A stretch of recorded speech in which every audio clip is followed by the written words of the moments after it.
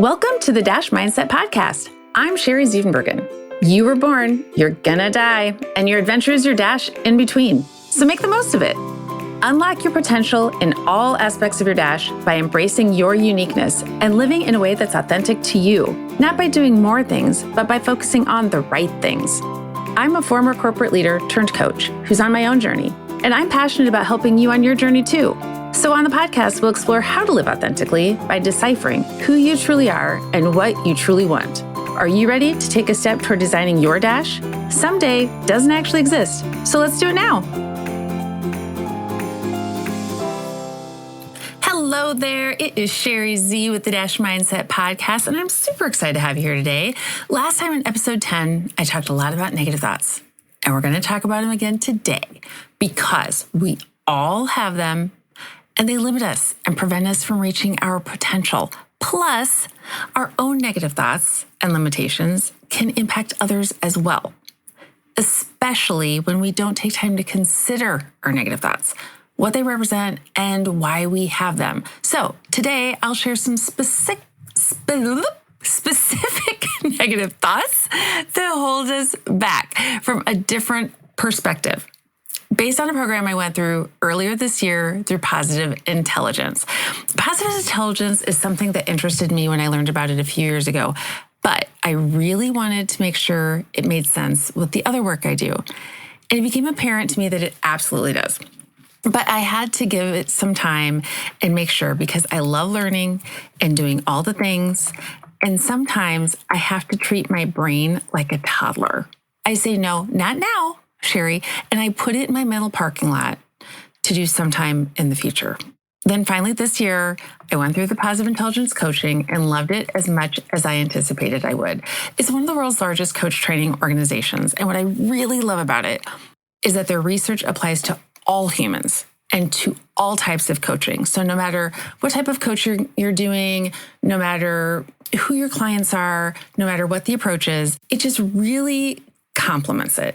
So it really complements the UMAP coaching I do and adds yet another layer of self-awareness. It's yet another perspective that allows you to further develop self-awareness. And as you know, I'm all about self-awareness. I'm all about developing it. I'm all about applying it. It's something I'm constantly working on myself. So I'm now leading my first 2 Positive Intelligence groups through the program, which will finish up in the next few weeks. And I'm excited because I'm going to continue leading Positive Intelligence groups and incorporating positive intelligence into my coaching. So at the end, I'll tell you a little bit more about that, and you can reach out to me if you have any interest.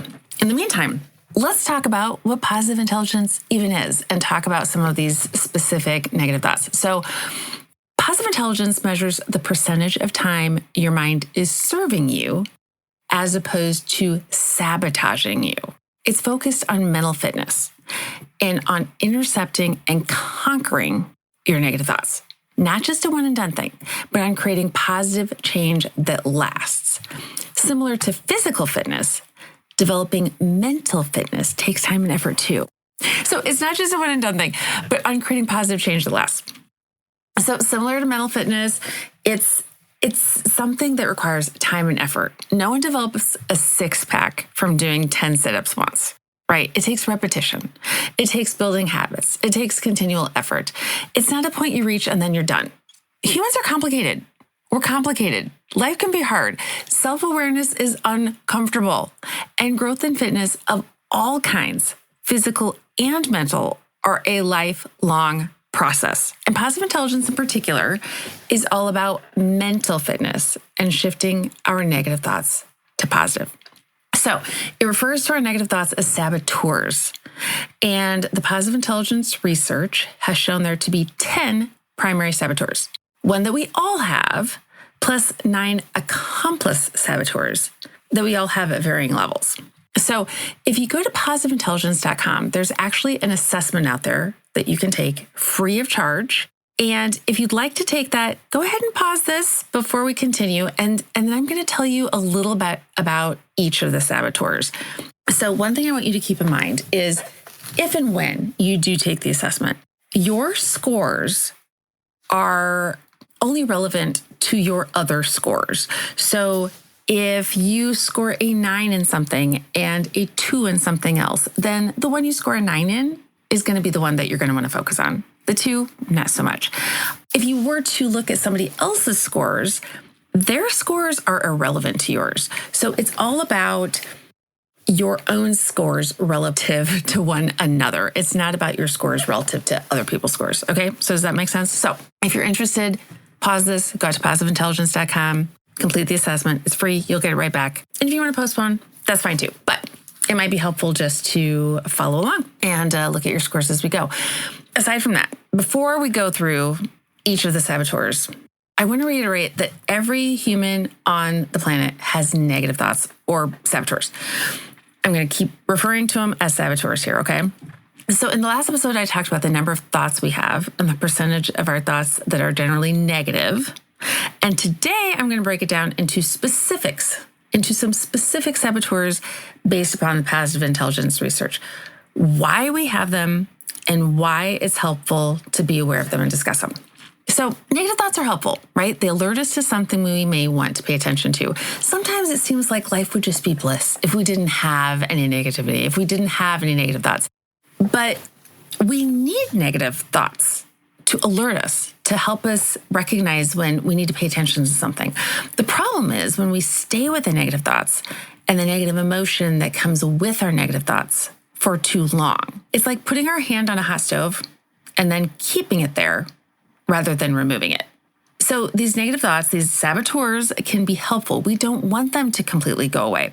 It's about paying attention though and recognizing when they're no longer serving us. Our saboteurs basically turn our greatest strengths into our greatest weaknesses by abusing them or overusing them. They tell our brains we need them. We need them to be successful. We need them to improve. We need them to perform, to be happy. And they came around at some point during our childhood, sometimes to protect ourselves. Not necessarily from extreme trauma. They could have been developed in either a perfectly happy childhood or a difficult childhood. It could have been anything. Due to parents, siblings, friends, something in our environment that led us to believe we needed to be or act in a particular way. And we held on to it. And our brains were programmed to keep behaving in a particular way throughout our lives. I am 48 years old and I still have the same saboteurs I was conditioned to believe I should have when I was a kid. Now, I didn't take the positive intelligence assessment when I was a kid, but I am so familiar with them now after recognizing their existence that I know this is how I've behaved throughout my life. And I know that I was conditioned to have these thoughts and believe I needed to hold on to them to perform, to be happy, all the things. They may have shifted slightly based upon my circumstances, but they remain mostly the same. And that's the case for all of us. And they don't serve us to the degree they tell us they do. In fact, in the long run, they actually generate the exact opposite of what they promise. So it's helpful to be aware of them because like anything else, we can't fix something we don't know about. We can't adequately address a problem we don't even know we have. We need to be able to specifically identify it. And given everyone has them, admitting we have them and discussing them helps normalize them and helps remove any guilt or shame or denial we may have because of them. So let's talk specifics. We'll start with the first saboteur, which is the one we all have. The one we all have is referred to as the judge. And the reason it's referred to as the judge is because we judge ourselves. We judge others and we judge our circumstances. Again, our negative thoughts are important signals for our survival, but it's a matter of considering when they're not serving us. So let's talk a little bit about the judge. The judge asks us, what's wrong with me? What's wrong with you? What's wrong with my circumstance? What's wrong with this outcome? And so our judge is what finds fault with ourselves, with others, and with our circumstances. It's the source of a lot of our disappointment, a lot of our anger, regret, guilt, shame, anxiety. And it's what activates our other accomplice saboteurs, which we'll talk more about. But we have a lot of guilt, regret, shame that comes from it. It's all instigated by the judge. It's what insists a circumstance is is bad. So in episode 10, I talked a little bit about how circumstances are always neutral. They're always neutral. It's our thoughts about those circumstances that make them either good or bad, right? So our judge insists a circumstance is bad rather than seeing it as a gift or opportunity. It focuses on what's wrong. And it's what causes us to keep those mistakes that we've made in the past swirling around in our mind. That's all due to the judge. So we justify the existence of our judge because we think, okay, if we don't push ourselves, we're going to get lazy. We're going to get complacent. Without that thought, we're going to just keep repeating the same mistakes over and over. Without that thought, we're not going to work hard enough. If I don't feel bad about an outcome, then I'm not going to make any changes. I'm not going to do anything to change it. So that's our judge. That's something we all have. And we do need to have some negative thoughts, right? To signal when we need to, it's almost like an alarm, right? When we put our hand on a hot stove. But sometimes it doesn't serve us. A lot of the time, it doesn't serve us. So we need to be aware. Okay, so now I'm going to start talking about the 9 accomplice saboteurs. And I'm not going to talk about these in any particular order. I'm just going to talk about them. And whatever you score the highest on, probably the 2 or 3 that you score the highest on are what you would want to pay attention to. I might not necessarily, in fact, I know I'm not going to get to the here's what you can do about these saboteurs. Here's what you can do about these negative thoughts. I'm not going to get to all of that today. Today, we're going to focus on just the awareness that you have them, okay?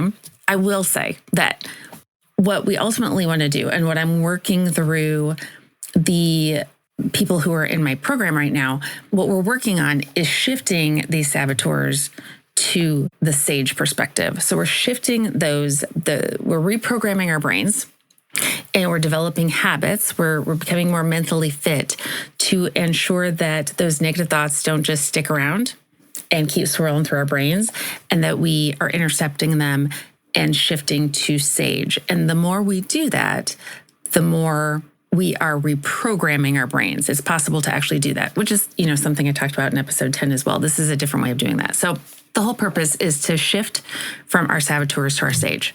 Not going to get into the how today necessarily, and not going to get into what specifically I mean by SAGE, but know that there is a positive. I'm just not going to be sharing it today, or I'm going to be on here for 2 hours, and nobody wants to listen to me for 2 hours in a row. Okay, so now I'm going to talk about the 9 accomplice saboteurs. These aren't in any particular order. Maybe I have them in alphabetical. I don't know. They're not in any particular order. So just know that the order means nothing. Okay. So I'm going to go through each one and, really thinking these through, you might recognize some behaviors in yourself, whether you've taken the assessment or not, or it might help you understand other people better too. So I encourage you not to share thoughts with anyone about, oh, hey, by the way, I know you're an avoider, you're a controller, any of these things. Unless you have some discussion first, right, about the saboteurs and this person is interested in learning more about them. But it really is beneficial to better understand yourself and be aware of these things so you can work on them within yourself, and it helps you better understand others. So just keep that in mind as we're going through this, okay? So the avoider is the first accomplice saboteur I'm going to talk about. And the avoider seeks peace and harmony internally and externally with others. They focus on the positive and pleasant, which is great, but in an extreme way, avoiding difficult and unpleasant tasks and conflicts. They often say yes to things they don't want to, and they often downplay the importance of real problems. The thought is, this is just too unpleasant. Maybe if I don't do anything with it and I just let it go, it'll take care of itself. If I deal with it now, I'm going to cause some hurt feelings, or I'm going to cause a scene. I'm going to, get into conflict with others. And I don't want to do that. I don't want to ruin my friendship. I don't want to lose my connection. And they just want to be a good person. They want to spare other people's feelings. They feel like, no good's going to come out of the conflict. I'd rather be flexible, and someone needs to be the peacemaker. So they suppress their anger and they suppress their resentment rather than expressing it. And the impact is ultimately that denying the conflicts, denying all the negativities that do actually exist are going to prevent them from actually working through them and turning them into gifts. So what they avoid is actually going to fester. So as good as that avoidance feels in the moment, it actually leads to festering. That's the first one. That's an example of how it actually works. It's someone with the avoider saboteur is telling themselves, oh, I need this. This is going to allow me to focus on the positive and the pleasant, but it's going to result in festering negative thoughts, right? So that's the first one. And that's kind of how I'll walk through each of these. Okay, controller. Controllers are confident. They're action-oriented. They're decisive. They're persistent. They're willful. They like to challenge themselves. They challenge others. They're able to do the right thing, even if it's unpopular. And the controller is an anxiety-based need.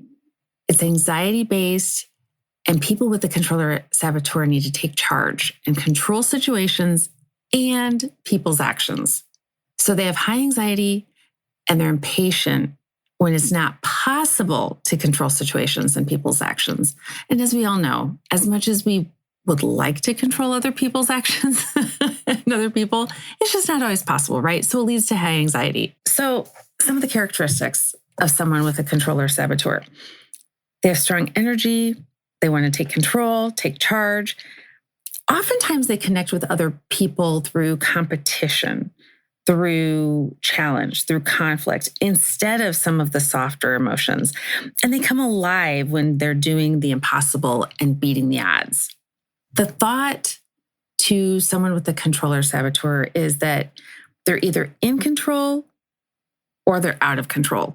But they really think that without the controller saboteur, they're not going to get much done, that no one can get much done without being in control, that they need to push people. And if they don't control, they're going to be controlled. And they don't want to be controlled. Their thought is that they're trying to get the job done for not only their own sake, but the sake of everyone else. But they feel high anxiety when things don't go their way, because they often don't. And so they deal with a lot of anxiety. And because many things in life and in work, in all aspects of life, are ultimately not controllable, they deal with high anxiety a lot. So that's the ultimate outcome for a controller. Hyperachiever is the next one. And this one resonates with me because I am a hyperachiever.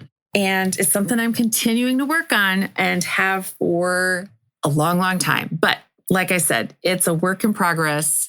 It's a work in progress until the final day, right? So hyperachiever.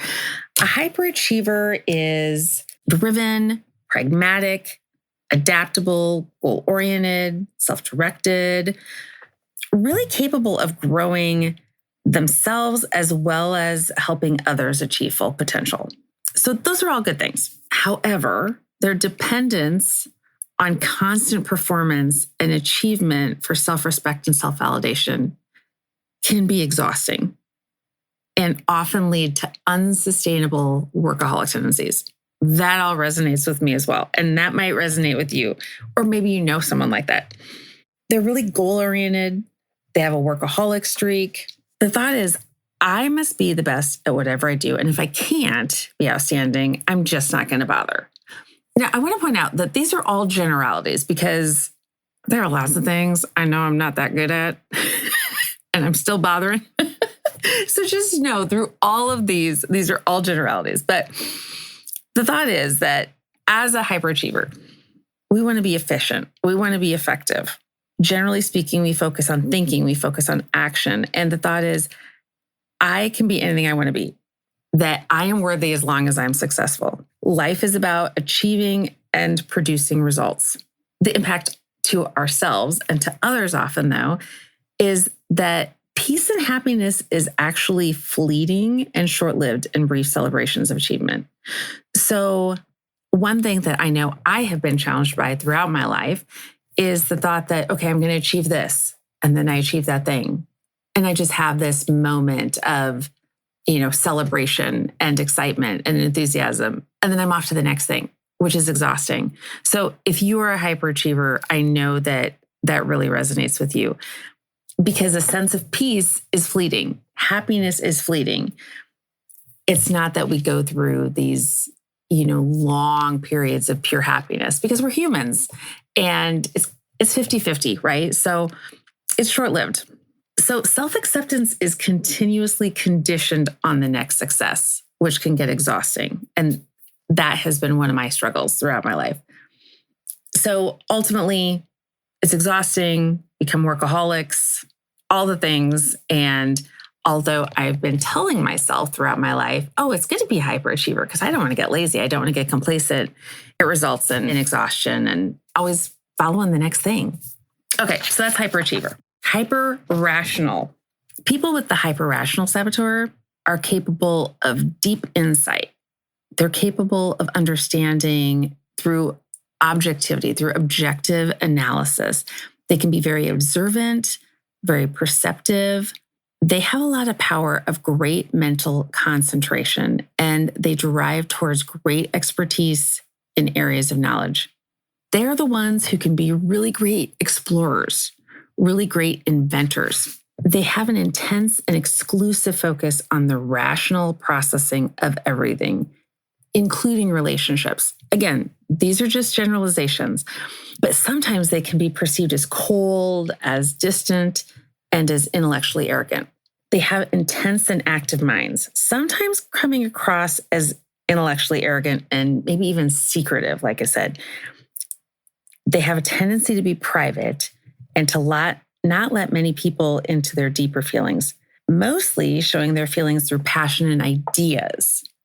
And they often prefer to just watch the craziness around them and analyze it from a distance, not necessarily being super involved.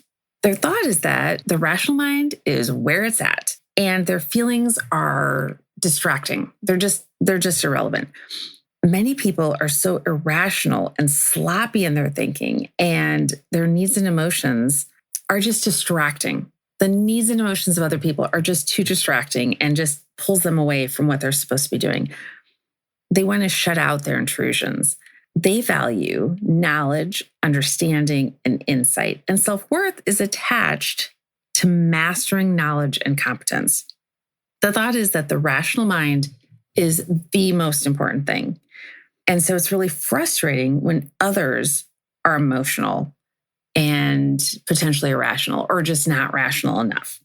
So ultimately, the impact on themselves and on others of the hyper-rational is that it limits the depth of their relationships. It limits the flexibility of their relationships in work and in all aspects of life because they're analyzing so much of the time rather than actually experiencing the feelings. And sometimes they have a tendency to intimidate people who are less rational or who are maybe less analytically intense. Anyway, it's great to be rational, right? But like the other strengths, it's just a matter of ensuring that they're not overused because then it limits us like anything else. As one would guess, hypervigilant people are vigilant. They're sensitive and they're aware of risks and dangers to themselves, to others. They're loyal, they're reliable, they're dependable, they're hardworking, but they have this continuous, intense anxiety about all the dangers, about all the things that could go wrong. I'm thinking about, what's the chicken who says the sky is falling? Is it Chicken Little? Am I getting mixed up with Stuart Little, the mouse? I don't know, but that's what I'm thinking about is the sky is falling, right? And then eventually he gets ignored because everyone's like, okay, the sky isn't really falling. So that can happen with hypervigilant people. So their vigilance is never put at rest. They're just always vigilant and they just can't make it stop. So they're always anxious. They have chronic doubts about themselves and about others, and they're just constantly expecting danger. It's just constant. They just can't shut it off.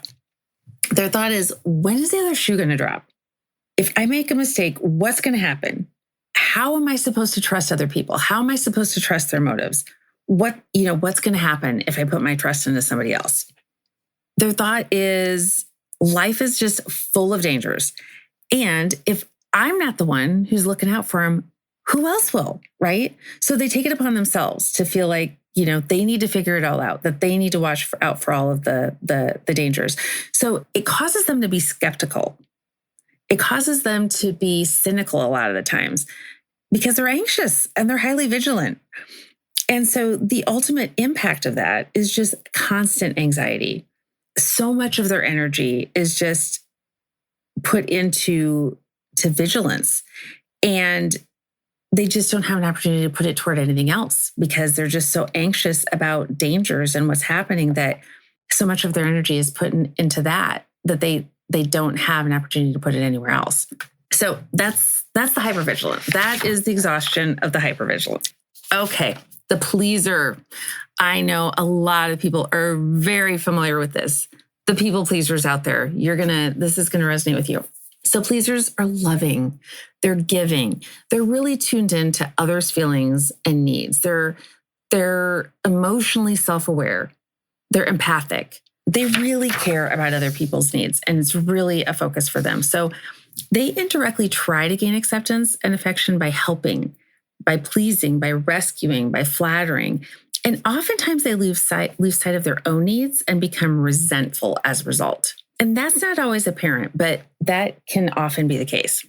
So the pleaser has a need to be liked by people, and they attempt to earn it by helping, by pleasing. They often need frequent reassurance by others about their acceptance, about their affection. And sometimes it's hard for them to express their own needs openly and directly. So oftentimes people feel like they need to reciprocate or they feel obligated to reciprocate. So sometimes they can come across as needy. And sometimes they can be too forceful and intrusive in trying to help other people. And other people are like, no, I don't need that. But they just want so badly to please the other person that they can almost get intrusive. People who are pleasers often have a really hard time expressing their own needs. And they feel like if they're direct about what they need, they're going to be viewed as selfish. They're worried that if they insist on their own needs being met, it's going to drive other people away. So the result is their needs aren't met. That can lead to burnout, and it can often lead to resentment as well, because no one's considering their needs. No one's considering the needs of the pleaser. They might not even feel like the pleaser has any needs, right? Because they're not being direct about them. They're not telling them. In addition, it can result in the people the pleaser is helping becoming dependent and not even learning how to take care of themselves because the pleaser is meeting all of the other people's needs. So that is ultimately not a good thing, but in the moment, like all the other saboteurs, it really feels like the pleaser is doing everything they're supposed to be doing.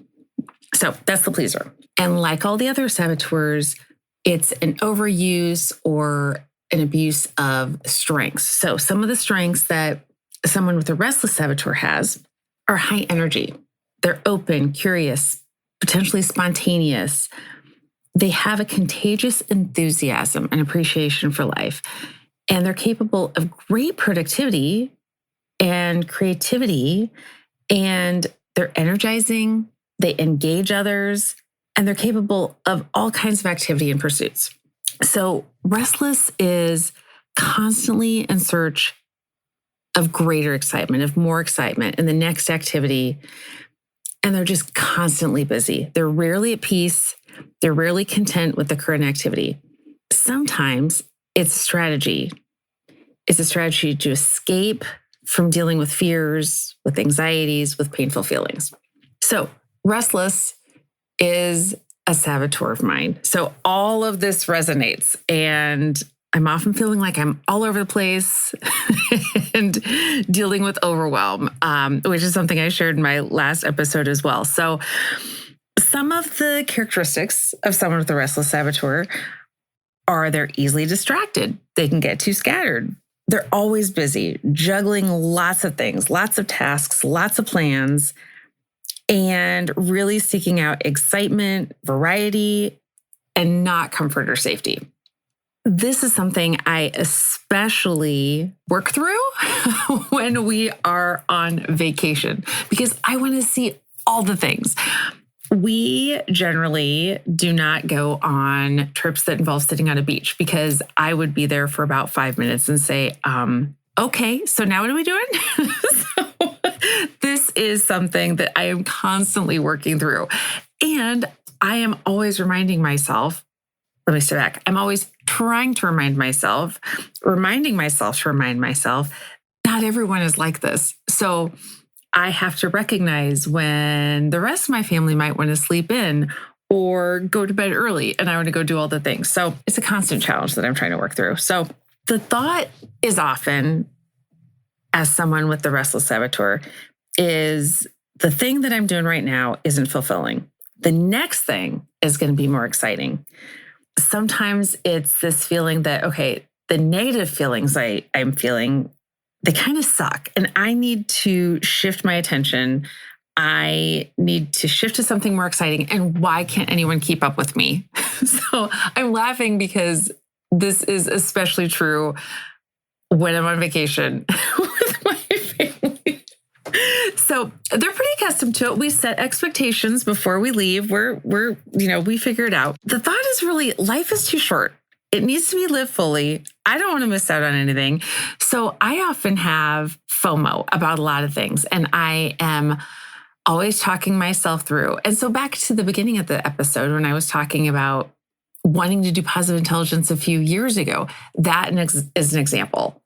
I'm always talking myself out of doing things. So talking myself into things is very rarely a challenge for me. It's that I have to talk myself out of things a lot of the time. So that's what it's like to be restless. Underneath all of that, all of the fun and the excitement, is sometimes an anxiety that makes it hard to be present in the moment. So that's something I'm really appreciating from the positive intelligence training, is to really focus more on being present and really appreciating the moment. And there are a lot of times I'm absolutely in flow. I'm absolutely enjoying the moment. And so one thing that I really appreciate about recognizing that coaching is what I really want to do is because when I am coaching, when I'm learning about stuff like this, when I'm doing the podcast, I'm really in the moment. So it allows me to be more present. And that's something I've always struggled with. So that is getting much better. Okay, back to other restless people, not focusing on myself. Sometimes, which is probably clear, I'm making my point right now, others have a difficult time keeping up with the frenzy and chaos that's brought on by a restless. So point made, I don't think I need to say anything about that. The feelings of a restless: impatience with what is happening now, wondering what's next, fear of missing out on other more worthwhile experiences, and wanting more and more options. Yep. Okay, well, if you have that, you understand. And if you don't, just listen to my podcast and you'll understand. Okay, stickler. Another word for stickler is probably perfectionist. Sticklers have high ideals. They're principled. They have high standards. They are able to bring organization and order when there's ambiguity, when there's chaos. They are always focused on doing the right thing. They're self-disciplined. They're direct. They're discerning. The challenge is that they want perfectionism and they have a need for order and organization, yet they often take it too far. So that's the primary challenge in all of this. They are often punctual, methodical. They can get irritated. They can get tense. They can get opinionated. They can get sarcastic. And they can be highly critical of themselves, absolutely, and others. They have a strong need for self-control. They have a strong need for self-restraint. They often work overtime to make up for the mistakes of others, for other people's sloppiness, for other people's laziness. And sometimes they can be highly sensitive to criticism. The thought is that right is right, wrong is wrong. I know the right way. If you can't do it perfectly, don't do it at all. They often think that other people's standards are not high enough, that they're lax, that they need to be more organized, more methodical, and that those are all necessary in order to get things done. They hate mistakes. And they often justify their actions by saying to themselves, this is a personal obligation. It's up to me to fix whatever mess I encounter. Perfectionism is good. It makes me feel better about myself. There's usually a clear right or wrong way of doing things. And I'm the one who knows how things should be done. And I must do the right thing. It often creates anxiety, not only in the person with the stickler saboteur, but it also makes other people anxious and feel like they're going to mess up. And the stickler feels anxious and feels like, okay, somebody else is going to mess up the order and the balance that I've created, which creates anxiety in other people too, and often creates anger and even resentment that they try to suppress, that they try to shove down. So the ultimate impact is that it reduces flexibility, and it's hard for other people to work with sticklers because they feel like they're never going to be enough. They're never going to do the right thing. It's just an ongoing source of frustration. It can cause self-doubt because perfection isn't real. And so it's this unattainable goal that they're always striving for. And it can cause other people to feel like they're criticized and there's just no way to please the stickler. So stickler is another high score for me. So there you go. Okay, one final accomplice saboteur, and that is it. So the final one is victim. In general, people with the victim saboteur are sensitive. They feel their own emotions very deeply. They're very clear about their emotions. And that includes difficult emotions too. And they're really introspective. So they are capable of really deep introspection, really deep self-discovery. And they appreciate the uniqueness of other people as well. So lots of good things. Generally speaking, they're emotional and temperamental. And it's a way to gain attention and affection. So like all the other saboteurs, it was something they did to either protect themselves when they were a kid, or it was a way that they learned to be happy, to achieve, to be successful. So it's a way to gain attention and affection. It's an extreme focus on internal feelings, particularly painful ones. So they often have a bit of a martyr streak. And if they're criticized, if they are misunderstood, they have a tendency to withdraw, maybe to sulk. They can be pretty dramatic, temperamental. And sometimes when things get tough, they just want to crumble up. They just want to give up. They have a tendency to think that terrible things always happen to them. And they somehow feel uniquely disadvantaged or flawed in some ways, feeling like if someone would just rescue them and help them with their disadvantages, that, that's going to save them. So ultimately, for people with the victim saboteur, the thought is that if they are to really be loved and get the attention they deserve, they need to share those thoughts with other people. But ultimately, like all the other saboteurs, the overuse, the abuse of the strengths, it's backfired ultimately. So it backfires because people are pushed away. People get frustrated, they feel helpless, and sometimes they even feel guilty because they feel like they can't do more than just provide a temporary Band-Aid to help the victim with their pain. So those are all the saboteurs. And I really encourage you to take the positive intelligence. It's called the saboteur assessment, I believe. But if you go to positiveintelligence.com, you take the free assessment.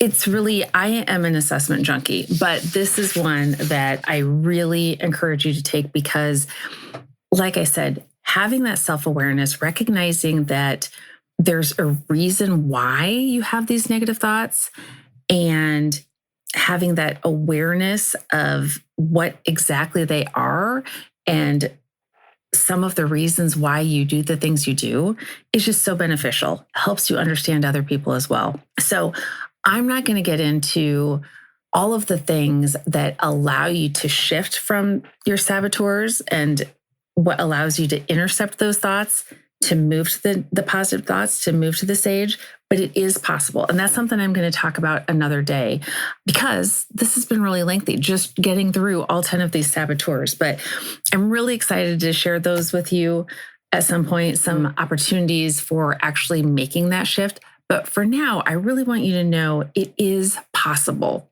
One of the tools you can use is the one I had shared in episode 10, which is the CTFAR approach. But know that it is possible. It is possible to reprogram your brain. It's possible for you to better understand yourself, to better understand other people. And this is just one way to do that. So I am working with a couple groups right now. I'm enjoying it so much. And it's just been so much fun to help people recognize some of those negative behaviors, some of those negative thoughts they have and why they're having them. And so I'm going to keep doing it. And if you have any interest in working through that with me, I would love to help you. And if you just want to chat about it and hear, what's it all about? It's all about developing those habits and really become mentally fit, which, just like physical fitness, is a process. It's not just a one-time thing, but it's a process and it's about building habits. So it's a 6-week program that I'm working through with people, and I would love to chat about it with you if you have any interest. In the meantime, go to positiveintelligence.com, complete the assessment, learn some more stuff about yourself because it's definitely going to be helpful. And yeah, so I'm going to talk to you about the sage, about how to shift from your saboteurs to your sage. I'm going to talk about that another time, and we'll have some conversations upcoming too. And I am really excited to be here for you and to see you again next time. Have a great couple weeks. Thanks so much for listening to the Dash Mindset Podcast. If you enjoyed this podcast, please subscribe on your favorite podcast player, tell your friends, and leave us a review. Follow me on my social media platforms highlighted in the show notes, and get in touch with me at thedashmindset.com. Share the topics you'd like me to explore in future episodes. Thanks again for listening to the Dash Mindset Podcast. We'll see you next time. Design and differentiate your dash your way and make today amazing.